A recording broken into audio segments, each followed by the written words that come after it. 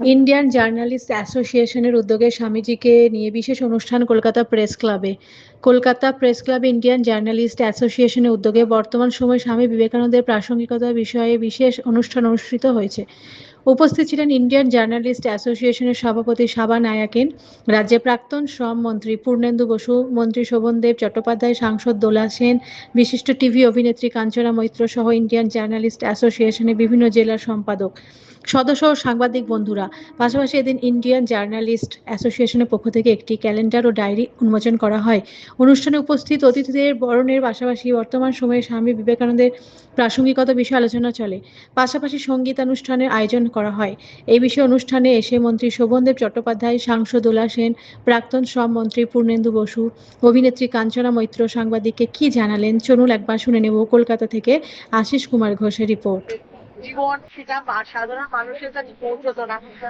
কাজ যতই আপনি ভালো করুন, জার্নালিস্টদের নিরিখে যদি আপনার কাজ ঠিকঠাক না হয়, মানুষের কাছে যারা সে কথাটা না পৌঁছতে পারে, তারা সেটা কখনোই সার্থক হয় না।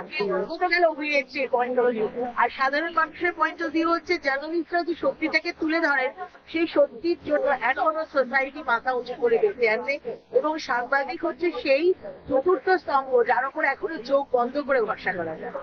তাদের ক্ষেত্রে ক্রিটিসিজমটাকে, সাংবাদিক ক্রিটিসিজমটাকে কিভাবে দেখেন? আমার তো মনে হয় যদি কোনো সাংবাদিক আমার কাজে ক্রিটিসিজম করে, আমি সেটাকে সদর্থক ভাবে নিয়ে সেটাকে বেটার করি, তাকে আবার ইমপ্রেস করার চেষ্টা করবো, কারণ ওনারা আমার সেরা দিয়েছে।